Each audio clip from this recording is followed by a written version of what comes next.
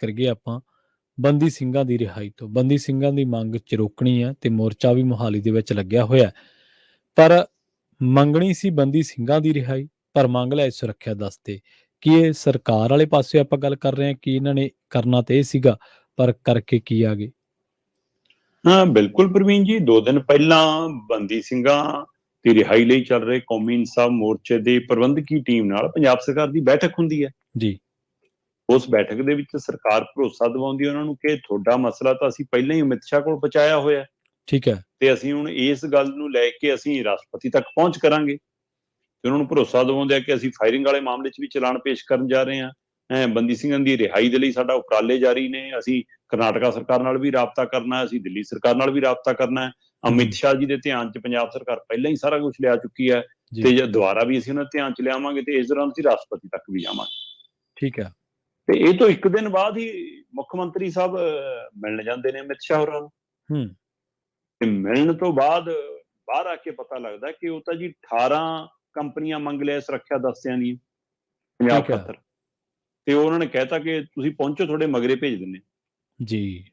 ਬਕਾਇਦਾ ਤੌਰ ਤੇ 8 ਮਾਰਚ ਤੋਂ ਲੈ ਕੇ 10 ਮਾਰਚ ਦੇ ਤੱਕ ਪੰਜਾਬ ਦੇ ਵਿੱਚ 18 ਕੇਂਦਰੀ ਸੁਰੱਖਿਆ ਦਸਤਿਆਂ ਦੀਆਂ ਟੀਮਾਂ ਤੈਨਾਤ ਰਹਿਣਗੀਆਂ, ਜਿਹਦੇ ਵਿੱਚ ਸਿੱਧਾ 1900 ਦੇ ਕਰੀਬ 2000 ਦੇ ਕਰੀਬ ਮੁਲਾਜ਼ਮ ਹੈ। ਇਹਦੇ ਵਿੱਚ ਮਤਲਬ ਤੁਸੀਂ ਕਹਿ ਸਕਦੇ ਹੋ ਕਿ CRPF ਵੀ ਹੈ ਤੇ RAF ਵੀ ਹੈ।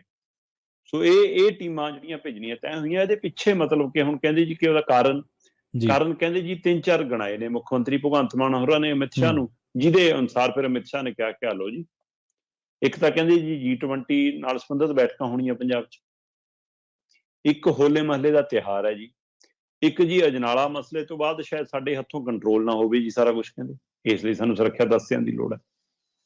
ਇਹ ਤੋਂ ਬਾਅਦ ਵੀ ਜਿਹੜੀ ਮਤਲਬ ਕਿ ਕੈਪਟਨ ਅਮਰਿੰਦਰ ਵਾਲੀ ਪਤਾ ਨਹੀਂ ਝੂਠਾ ਪੀ ਲਿਆ, ਪਤਾ ਨਹੀਂ ਕੀ ਹੈ, ਕਿ ਉਹੀ ਤਰੀਕਾ ਕਿ ਜੀ ਡਰੋਨ ਆਉਂਦੇ ਨੇ ਜੀ, ਹਥਿਆਰ ਆਉਂਦੇ ਨੇ ਜੀ, ਇਹ ਪਾਕਿਸਤਾਨ ਵਾਲੇ ਪਾਸਿਓਂ ਜੇ ਹੁੰਦਾ ਭਾਈ, ਫਿਰ BSF ਕੋਲ ਤਾਂ ਪਹਿਲਾਂ ਬਾਰਡਰ ਦੇਤਾ ਵਾ ਅੱਧਾ ਪੰਜਾਬ, ਫਿਰ ਉਹ ਕੀ ਕਰਦੇ ਆ? ਤੁਸੀਂ ਉਹਨਾਂ ਨੂੰ ਸਵਾਲ ਕਰੋ ਨਾ, ਇਹ ਰੋਣ ਦੀ ਬਜਾਏ ਤੁਸੀਂ ਉਹਨਾਂ ਨੂੰ ਸਵਾਲ ਕਰੋ ਕਿ ਤੁਸੀਂ BSF ਦੀਆਂ ਲਾਈਆਂ ਨੇ ਜੀ ਸਾਰੀ ਦੱਸੇ, ਉਹ ਕੀ ਕਰਦੇ ਨੇ ਜੇ ਪੰਜਾਬ 'ਚ ਤਾਂ ਵੀ ਨਸ਼ਾ ਆ ਰਿਹਾ ਜੀ, ਜੇ ਸਰਹੱਦ ਪਾਰ ਤੋਂ ਤਾਂ ਵੀ ਡਰੋਨ ਆ ਰਿਹਾ, ਉਹਨਾਂ ਦੇ ਪਾਲੇ 'ਚ ਗੇਂਦ ਸਿੱਟਣ ਦੀ ਬਜਾਏ ਤੁਹਾਡੀਆਂ ਲੇਲੜੀਆਂ ਕੱਢਣ ਦੀ ਕੀ ਲੋੜ ਹੈ?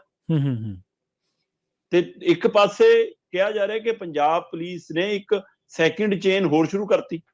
ਜਿੰਨੇ ਪੰਜਾਬ ਦੇ ਸਰਹੱਦੀ ਜ਼ਿਲ੍ਹੇ ਨੇ, ਉਹ ਜ਼ਿਲ੍ਹਿਆਂ 'ਚ ਜਿਹੜੀਆਂ ਕੇਂਦਰੀ ਏਜੰਸੀਆਂ ਨੇ ਪਹਿਲਾਂ ਹੀ ਸਰਹੱਦਾਂ ਤੇ ਕੰਟਰੋਲ ਰੱਖਿਆ ਹੋਇਆ ਹੈ, ਉਹਦੇ ਮਗਰ ਇੱਕ ਸੈਕਿੰਡ ਲੇਨ, ਇੱਕ ਸੈਕਿੰਡ ਦੀਵਾਰ ਪੰਜਾਬ ਪੁਲਿਸ ਦੀ ਬਕਾਇਦਾ ਤੌਰ ਤੇ ਵਿਸ਼ੇਸ਼ ਅਫਸਰ ਲਾਤੇ, ਉਹਦੇ ਦਿਨ ਟੀਮਾਂ ਲਾਤੀਆਂ, ਤੇ ਉਹਦੇ ਬਾਵਜੂਦ ਵੀ ਤੁਸੀਂ ਫਿਰ ਕੇਂਦਰ ਕੋਲ ਜਾ ਕੇ ਰੋਣਾ ਰੋਣੇ ਹੋ, ਤੁਸੀਂ ਆਪਣੀ ਨਾਕਾਮੀ ਗਿਣਾ ਰਹੇ ਹੋ ਨਾ ਫਿਰ ਜੀ, ਜਦੋਂ ਕਿ ਨਾਕਾਮੀ ਤਾਂ ਉਹਨਾਂ ਦੀ ਹੈ, ਸਰਹੱਦ ਤਾਂ ਉਹਨਾਂ ਦੇ ਕੰਟਰੋਲ 'ਚ ਹੈ।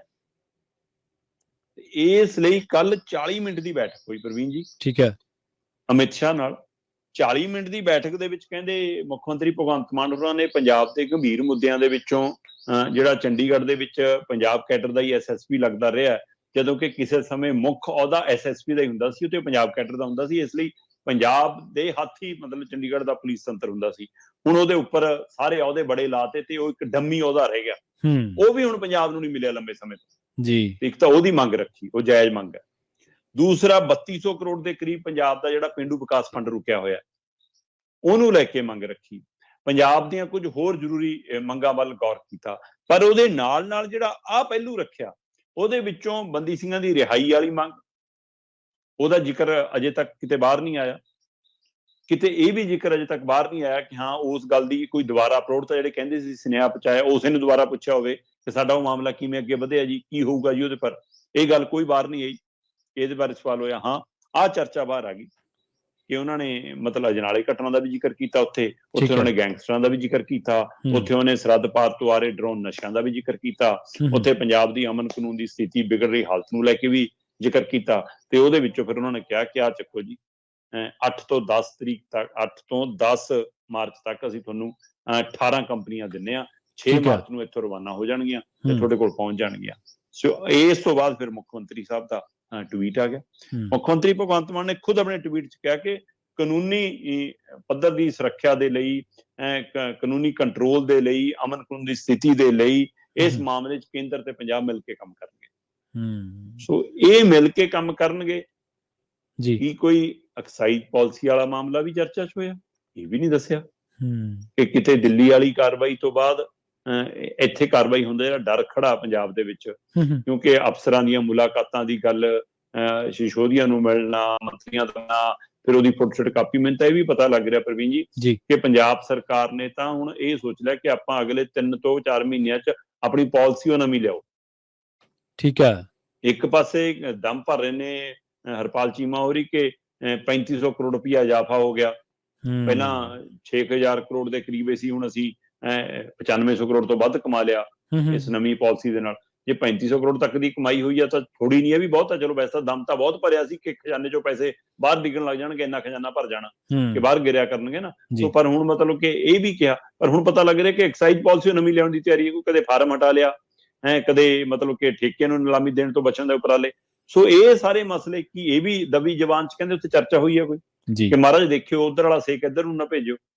ਕਿਉਂਕਿ ਕੇਜਰੀਵਾਲ ਤੱਕ ਇਹ ਸੇਕ ਪਹੁੰਚਣ ਦੀਆਂ ਖਬਰਾਂ ਆਉਣ ਲੱਗੀਆਂ ਨੇ ਕਿ ਉੱਥੇ ਤੱਕ ਸੇਕ ਜਾਣ ਦੀ ਪੂਰੀ ਤਿਆਰੀ ਆ। ਕੁਝ ਤੱਥ ਹੱਥ ਲੱਗੇ ਨੇ ਈਡੀ ਦੇ ਔਰ ਸੀਬੀਆਈ ਦੇ, ਤੇ ਇਹ ਜਾਂਚ ਉੱਥੇ ਤੱਕ ਆ ਸਕਦੀ ਹੈ। ਸੋ ਉਸ ਦਾ ਹੀ ਫਿਕਰ ਇੱਧਰ ਖੜਾ। ਸੋ ਇਹ ਸਾਰੇ ਮਸਲੇ ਤਾਂ ਪਤਾ ਨਹੀਂ ਉੱਥੇ ਚਰਚਾ 'ਚ ਹੋਈ ਕਿ ਨਹੀਂ ਹੋਈ 40 ਮਿੰਟ ਦੀ ਚਰਚਾ 'ਚ। ਪਰ ਆਹ ਸਾਰੀਆਂ ਚਰਚਾਵਾਂ ਤੋਂ ਬਾਅਦ ਪੰਜਾਬ ਦੇ ਲੋਕਾਂ ਦੇ ਮਨਾਂ 'ਚ ਇਹ ਸਵਾਲ ਪੈਦਾ ਹੋ ਰਿਹਾ ਕਿ ਉਮੀਦ ਕੀਤੀ ਸੀ ਕਿ ਮੁੱਖ ਮੰਤਰੀ ਸਾਹਿਬ ਇਸ ਵਾਰ ਜਾਣਗੇ, ਕੋਈ ਪੰਜਾਬ ਦੇ ਲਈ ਮਤਲਬ ਕਿ ਕਿਸੇ ਪੈਕੇਜ ਦੀ ਮੰਗ ਕਰਨਗੇ, ਕੋਈ ਮਤਲਬ ਸਮੁੱਚੇ ਸਾਰੇ ਫਸਲਾਂ ਦੇ ਲਈ MSP ਦੀ ਗੱਲ ਕਰਨਗੇ ਕਿ ਜਿਹੜੀਆਂ 28-29 ਫਸਲਾਂ ਸਾਡੀਆਂ MSP ਤੇ ਐਲਾਨੀਆਂ ਹੋਈਆਂ ਨੇ ਉਹਨਾਂ ਦੀ ਖਰੀਦ ਦੀ ਗੱਲ ਕਰਨਗੇ ਕਿ ਭਾਈ ਇਹਦੇ ਤੇ ਕੋਈ ਅੱਗੇ ਵਧੋ, ਜਾਂ ਜਿਹੜੇ ਪੰਜਾਬ ਦੇ ਹੋਰ ਫੰਡ ਰੋਕੇ ਨੇ, ਚਾਹੇ ਉਹ ਸਿਹਤ ਵਾਲੇ ਨੇ, ਚਾਹੇ ਪੇਂਡੂ ਵਿਕਾਸ ਦੀ ਗੱਲ ਹੋਈ ਆ ਉੱਥੇ, ਕਿ ਇਹੋ ਜਿਹੀ ਕੋਈ ਗੱਲ ਕਰਨਗੇ। ਪਰ ਕਹਿੰਦੇ ਕਿ ਗੱਲ ਤਾਂ ਉਮੀਦ ਸੀਗੀ ਕਿ ਇੱਕ ਦਿਨ ਪਹਿਲਾਂ ਕੌਮੀ ਇਨਸਾਫ ਮੋਰਚੇ ਦੇ ਨੁਮਾਇੰਦਿਆਂ ਨੂੰ ਮਿਲ ਕੇ ਅਸੀਂ ਦਮ ਭਰਦੇ ਹੋ, ਤੇ ਉਮੀਦ ਸੀ ਸਾਨੂੰ ਕਿ ਮੁੱਖ ਮੰਤਰੀ ਸਾਹਿਬ ਚੱਲੇ ਨੇ, ਲੈ ਭਾਈ ਕੋਈ ਫਾਈਲ ਕਲੀਅਰ ਕਰਾ ਲਿਆਉਣਗੇ, ਕੋਈ ਰਿਹਾਈ ਉਹ ਕਰਾ ਲਿਆਉਣਗੇ, ਕੁਛ ਇਸ ਦੇ ਉੱਤੇ ਅਗਲੀ ਬੈਠਕ ਦਾ ਕੋਈ ਸਮਾਂ ਤੈਅ ਕਰ ਲੈਣਗੇ। ਪਰ ਮੰਗ ਲਿਆ ਕਹਿੰਦੇ ਸੁਰੱਖਿਆ ਦੱਸੇ। ਸੋ ਇਹ ਕੈਪਟਨ ਅਮਰਿੰਦਰ ਵਾਲੀ ਉਹ ਬੋਲੀ, ਭਾਜਪਾ ਵਾਲੀ ਉਹ ਬੋਲੀ ਤਾਂ ਨਹੀਂ ਕਿਤੇ ਭਗਵੰਤ ਮਾਨ ਬੋਲਣ ਲੱਗੇ। ਇਸ ਦੀ ਚਰਚਾ ਪੰਜਾਬ 'ਚ ਖੂਬ ਹੋ ਰਹੀ ਹੈ ਪ੍ਰਵੀਨ ਜੀ। ਬਿਲਕੁਲ ਚਰਚਾ ਤਾਂ ਹੋਣੀ ਹੈ, ਜਦੋਂ ਬੋਲੀਆਂ ਪੁਰਾਣੀਆਂ ਹੀ ਬੋਲੀਆਂ ਜਾ ਰਹੀਆਂ ਨੇ ਸ਼ਰਮਾ ਜੀ, ਚਰਚਾ ਤਾਂ ਫਿਰ ਹੋਊਗੀ।